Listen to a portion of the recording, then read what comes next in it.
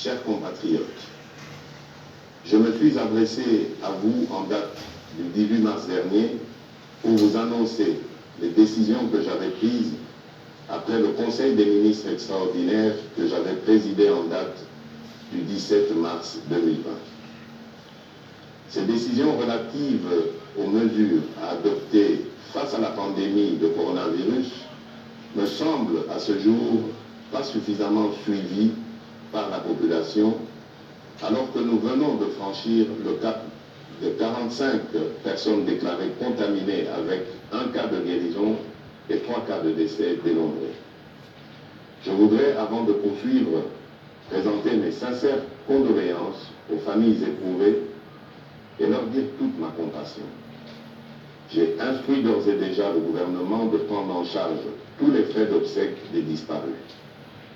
Ces 3 cas malheureux viennent nous rappeler, s'il en était encore besoin, que le coronavirus est très dangereux et n'a toujours pas trouvé de remède, et que le seul rempart pour tout le monde demeure le strict respect des mesures que je vous ai annoncées le mercredi 18 mars. Mes chers compatriotes, je le répète, la situation inédite que nous traversons actuellement va notablement bouleverser nos habitudes et nos modes de vie. Aucune tranche d'âge n'est épargnée. Nous devons tous nous armer d'un solide esprit de résignation et abandonner toutes activités incompatibles avec les mesures et les recommandations du gouvernement qui ne doivent en aucune occasion se trouver ruinées.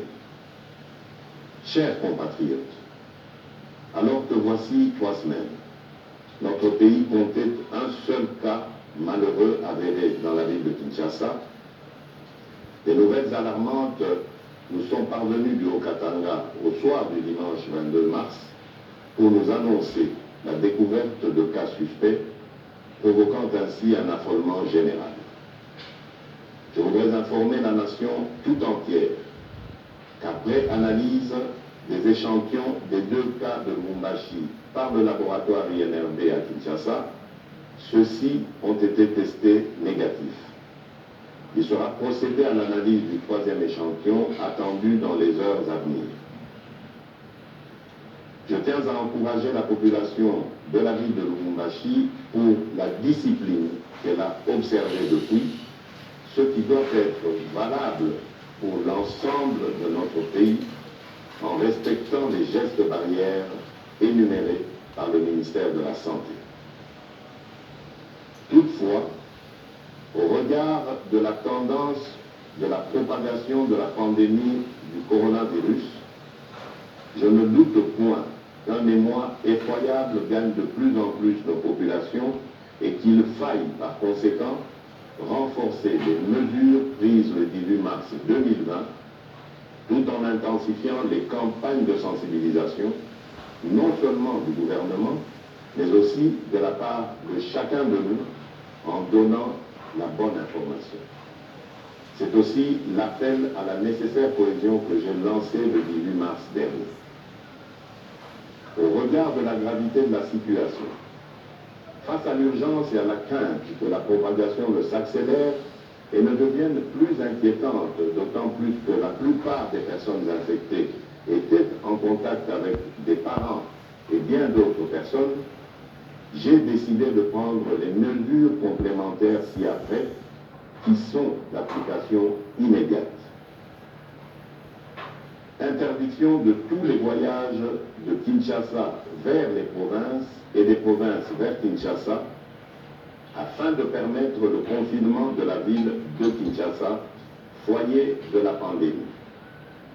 Ceci implique l'interdiction de tous les vols des passagers dans les 2 sens, Kinshasa province, à l'exception des avions transportant du fret et dont les équipages seront soumis à un contrôle d'usage strict au départ comme à l'arrivée.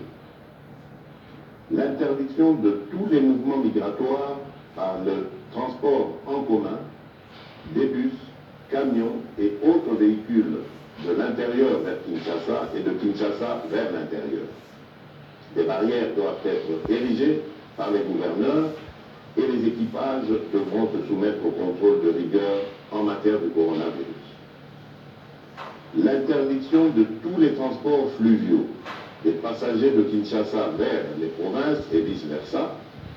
Seuls les bateaux et les embarcations transportant les marchandises avec équipage et convoyeurs seront autorisés.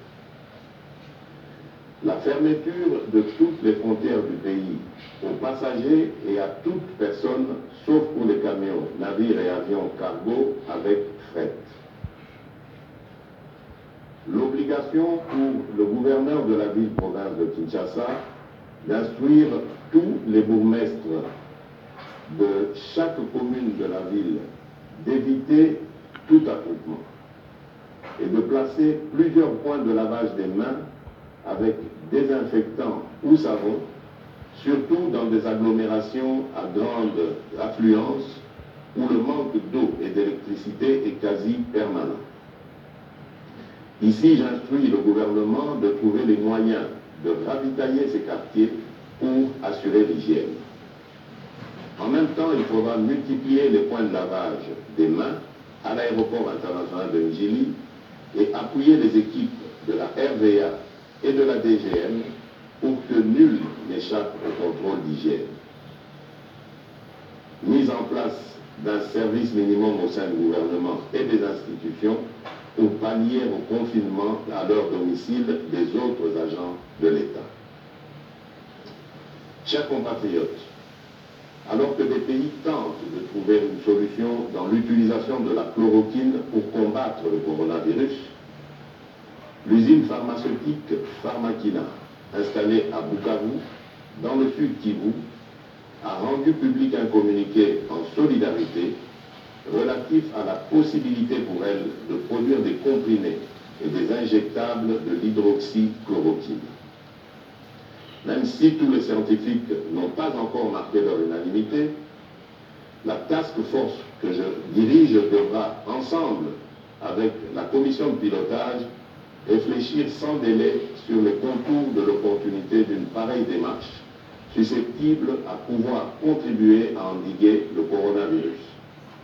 Il est urgent, en effet, que soit produite une quantité industrielle de la chloroquine qui semble avoir montré son efficacité jusqu'à ce jour dans certains pays. Dans le même ordre d'idées, j'instruis le gouvernement d'étudier le souhait des opérateurs économiques et autres partenaires qui se sont proposés d'inonder le marché de Kinshasa de vivres de première nécessité et de produits pharmaceutiques jusqu'en mai prochain et d'y réserver une suite favorable avec diligence. Je lance un appel à la solidarité nationale de tous les opérateurs économiques ainsi que d'autres pays et organismes qui conduira à la mise en place d'un Fonds national de la solidarité contre le coronavirus qui restera ouvert à tous les potentiels bienfaiteurs. Chers compatriotes, le coronavirus n'a besoin ni d'un passeport, ni d'un visa, ni d'une carte d'électeur pour circuler chez nous. C'est nous qui circulons avec et qui devons comprendre que nous nous trouvons dans une situation de guerre face à un adversaire invisible. Une guerre asymétrique aux conséquences désastreuses que nous pouvons éviter.